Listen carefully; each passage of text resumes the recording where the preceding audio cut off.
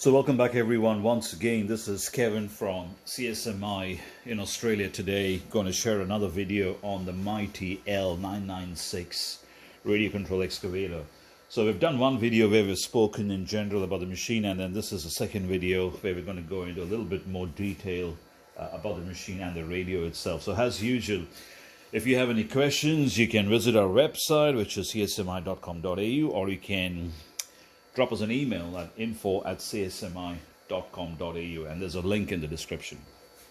So 120 scale machine, pretty big, 120 kilos, has got 4 pumps, as you can see in this corner. I will get the camera a bit more closer to go through them. Each pump is dedicated for one function because of the volume of the oil, and you don't want to starve it when you're having 2 operations on this particular model, and hence there are 4 pumps in it. Each one is independent for every single function. And what are those functions? So the first one is, if you look at my screwdriver tip, is for the bucket. That's for the first pump. The second one is for the stick. The third one is for the first one is for the bucket. Second one's for the stick and the main boom. And on the other side, you actually have a ladder for the operator to get in and out. That's how big the machine is, and hence you have another pump just for that particular. We'll go through that detail shortly. And what that does is, when you are on demand, the hydraulics is not stalling, and you've got plenty of pressure to operate the machine. So that's the 4 pumps over there. Now here's an interesting thing. So this particular counterweight is actually about 15 kilos, I'm guessing, probably even more. I'll put it in the description how heavy it really is, but it is super heavy. You can probably see there's a little plug up here, and the interesting thing is, you take the counterweight on, you connect your battery, and then there are 4 contact points on the underneath. That's what actually supplies the power then from the counterweight, from the battery sitting in the counterweight onto the machine. Pretty interesting concept. So it is something I'll share on the next video, but we'll go through that a bit later. As you can see, there's a lot of detail, like all these lifting points, and the intricacy of actually painting them separately, is just mind-blowing. Also, these modules are independent, which means you can pull them out and they're all constructed separately. So let's go further. That's the main manifold tank for the suction. There's 2 of them, and then it goes into the pumps, and obviously the tank is on this side over here. This thing actually clips out, and I'll show you how the whole thing fits together. There's no screws or anything. There's just notches, and there are tabs on the machine itself, and it just actually goes in there. So you can see up here there's 3 tabs, 1, 2 and 3. And then there's 3 tabs up here, 1, 2, and 3. And it just clips in by gravity, and this sits in there. So it's pretty straightforward. You don't have to worry about putting any screws or undoing it. Let me see if I can get it in now. It's a bit tricky.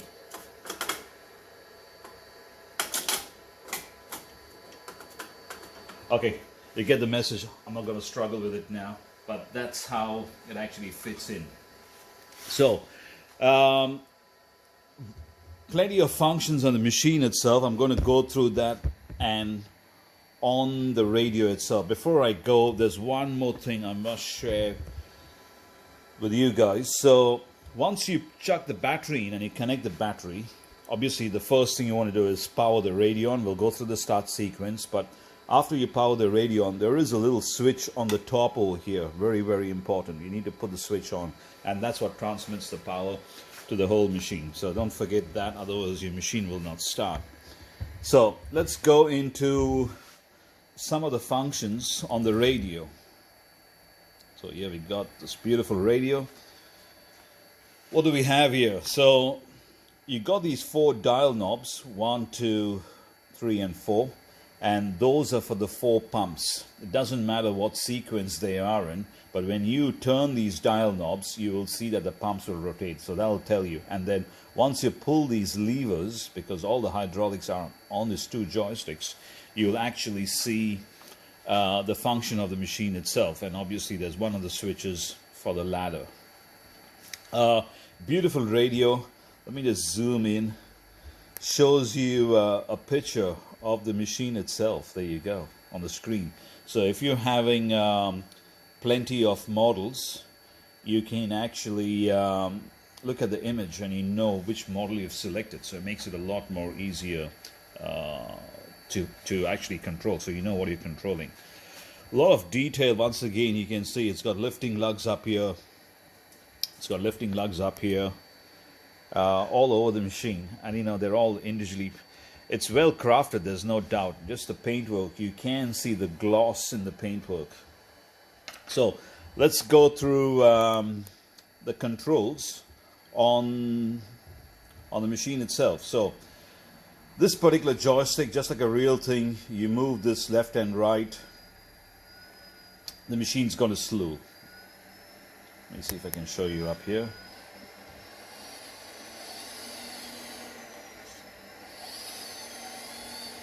Okay, that's the slewing.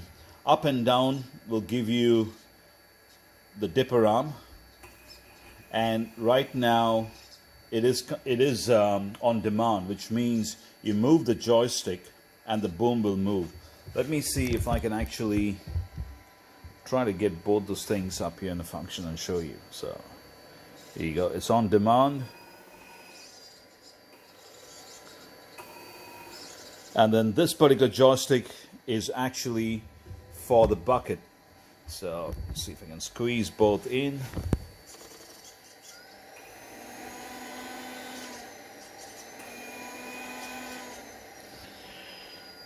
Now you can hear the fan in the background. That's just the cooling fan. The sound is separate, and we'll go through the sound function later on. And then this particular joystick up here is for the main boom.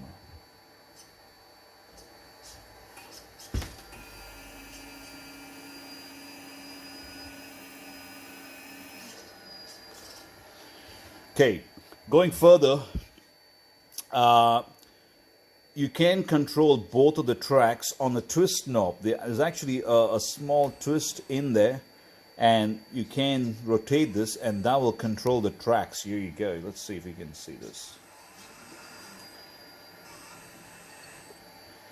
And vice versa on the other end. Now, that's for controlling each individual track. Here you have these slides. You push this one, and both the tracks will work at the same time. And then you push this one, you can steer it, which means you can control the steering, which means when you push it one way, each track is going to rotate on the opposite of the other. Okay, so the tracks are basically controlled by 4 options: 2 twist knobs on the joystick, and then 2 slides on your index finger on either side if you want to jog it completely together and uniformly, and if you want to steer, you can use that particular switch over there. Here is the horn, pretty loud, and then you have the engine start 1, and then you got a second engine up here.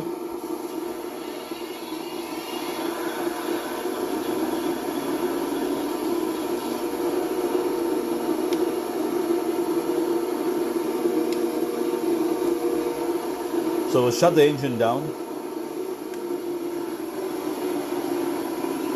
So all you're doing is just flicking the particular switch down, and because it's spring loaded, it's almost like a start key of a car. It'll actually crank, and it's slowly winding down.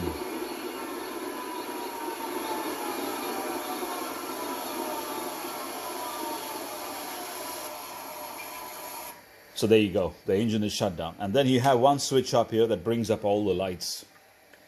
So that's pretty much as far as the controls go and the way it's been set up. It's set up pretty well, because you don't have to struggle or do anything, and it's laid out pretty well. So it just gives you more control on the machine the way you do it. Now I'll go a little bit further. Here's an interesting thing. This machine needs 2 batteries. So here's the second battery, right? This particular battery is for the tracks. You've got one battery to run the hydraulics, and then you've got a second battery that's hidden. I've taken the cover plate off, and that's why it's exposed. But there's a magnetic cover plate that goes and locks in, and that's where the second battery is fitted. And behind this thing is the oil tank. So that's pretty much that we have on this particular video. As usual, thank you for watching, and if you have any more questions, please email us or leave it down, and we will see you on the next video. Thank you for watching.